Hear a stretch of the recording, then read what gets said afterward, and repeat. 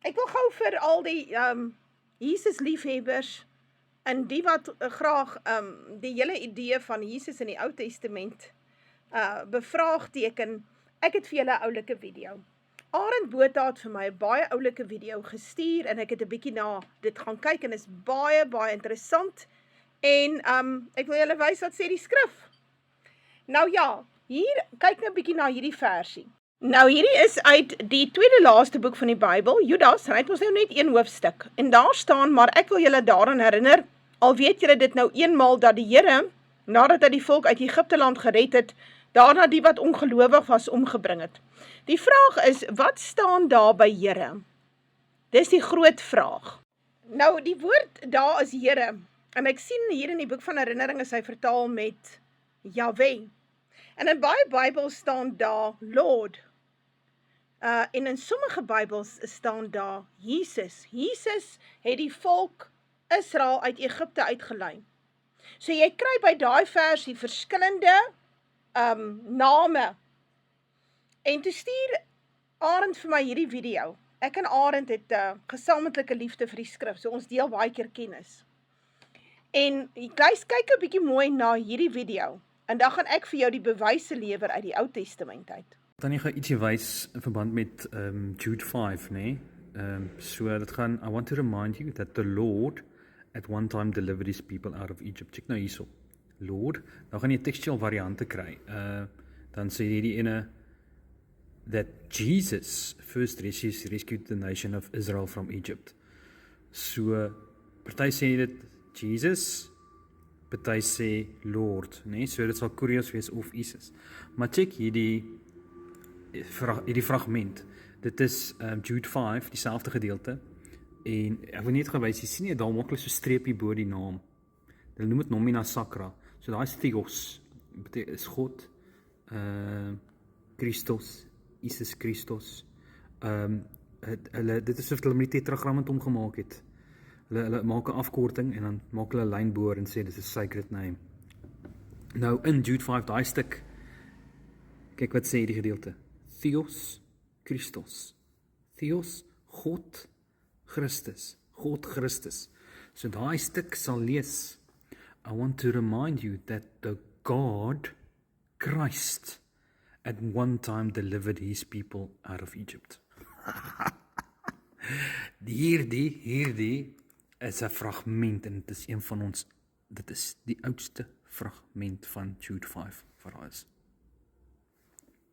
Theos, Christus, the God Christ. Wat eintlik daarin het, Jesus, of dan nou Christus, of soos wat hy eintlik moet vertaal word, God Christus, of God die Messias, of Elohim die Christus. Dit sou eintlik 'n baie mooier vertaling gewees het, vir daardie verse in Judas. Hulle is eintlik reg, want die oudste fragment sê hulle is reg, maar is nie net die oudste fragment wat sê hulle is reg nie. Die inligting waaruit Judas dan nou werk, is daar uit Rigters uit. En daar sê die Bybel, die engel van die Here, wat eintlik verkeerd vertaal is, die boodskapper van Jahwe, sê, ek het julle uitgelei uit Egipte uit. En die boodskapper van Jahwe is die knegt van Jahwe. En die knegt van Jahwe is Jesus, die Christus, of Yeshua die Messias. So kyk 'n bietjie na hierdie versie. So hier is 'n baie direkte verwysing, dat Judas verstaan het, dat die boodskapper van Jahwe in die Ou Testament, die boodskapper van die Here, soos wat hy vertaal is, engel is absoluut verkeerd, daar mag nie staan engel nie, dit is verkeerd vertaal, dat die boodskapper van Jahwe, of die boodskapper van die Here, is die knegt van die Here, is dan ook Jesus Christus. So, daardie man, wat die brief geskryf het, Judas, in die Nuwe Testament, hy het dit raak gesien. Is dit nie baie mooi nie? Dis pragtig. Hierdie is Rigters 2. Hier sal staan, toe trek die engel van die Here, soos ek sê, is 'n swak vertaling. Daar moet staan toe trek die boodskapper van Jahwe, of dan nou soos wat hulle hom nou hier vertaal het, boodskapper van Jahwe, van Gilgal op na Bochum, en sê, ek het julle uit Egipte laat optrek, en het julle gebring in die land wat ek julle vaders met 'n eed beloof het, en gesê, ek sal my verbond met julle in ewigheid nie verbreek nie. Maar julle mag geen verbond met die inwoners van hierdie land maak nie, hulle altare moet julle omgooi, maar julle het na my stem nie geluister nie, wat het julle nou gedoen? So hier praat die engel van die Here, of die boodskapper van Jahwe. Nou Jesus is geen engel nie.